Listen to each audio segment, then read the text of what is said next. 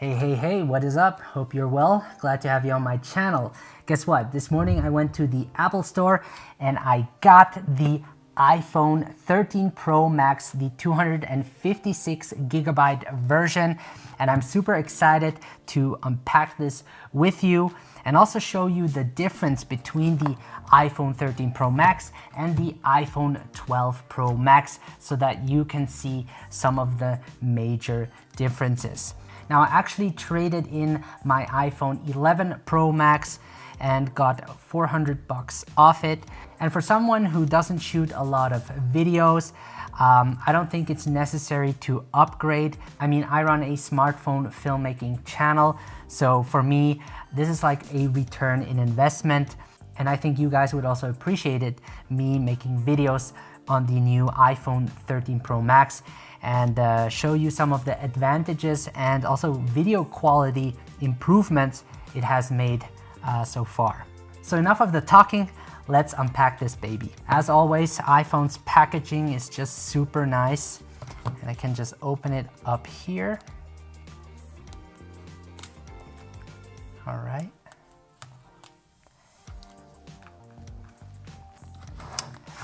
And let's see. Wow. Oh, it looks so nice. So this is the Sierra Blue color. The iPhone 12 Pro Max comes with Pacific Blue. And I like this new color. It's nice. So let's look at it. Feels good. And you also get the charging cable. This is the USB-C to Lightning cable. Unfortunately, you don't get a charger.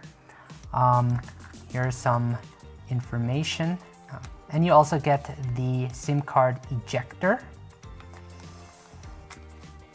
So let's put that away for now.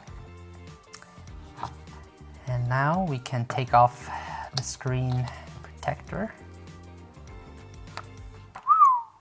You can also see that the lenses are protruding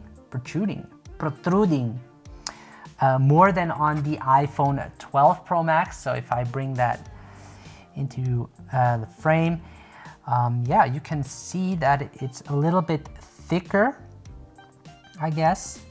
But overall, they're quite similar in size.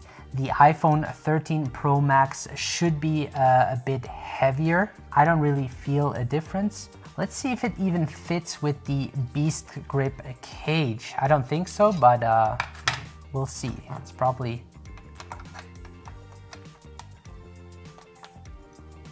no, it doesn't fit. So there is a little difference between the iPhone 12 Pro Max and 13 Pro Max. Would have been nice. This way I don't have to buy cages every time. So let's look at some of the major differences between these two phones. Specifically, we're going to look at the cameras. iPhone 13 Pro Max has a larger sensor, and it also comes with the A15 Bionic chip. The iPhone 12 Pro Max has the A14 Bionic chip. So the wide-angle lens on the iPhone 12 Pro Max has an aperture of f1.6, and the iPhone 13 Pro Max wide-angle lens has an aperture of f1.5. And the lower the f-stop number, the better it can handle low-light situations. Using the wide-angle lens on the iPhone 13 Pro Max will produce a cleaner image when shooting in low-light situations. And it will also create a more blurry background or shallow depth of field, which I'm quite excited to test out soon.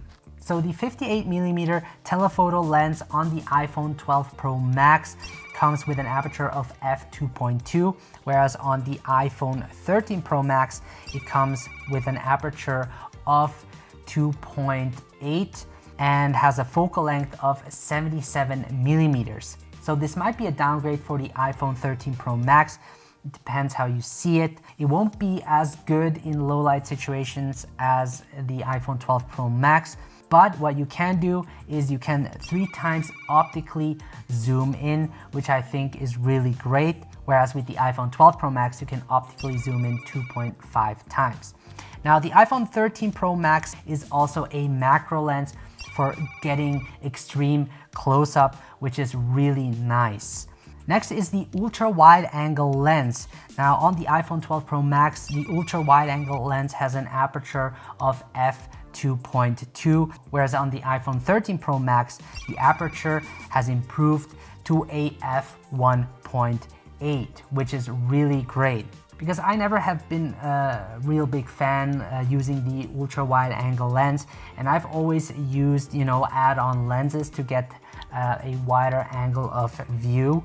But this might change with the iPhone 13 Pro Max. Now with the iPhone 13 Pro Max, you will be able to record in ProRes 4K 30 frames per second, and that codec will produce a much better image quality. Also, the editing process will be flawless. It will take up a lot of storage. I should have gotten the 1 terabyte option, but I'll have to deal with that and just transfer the footage whenever it's full, even if I'm on the go. What I also like is the cinematic mode that allows you to create a shallow depth of field or blurry background in your video.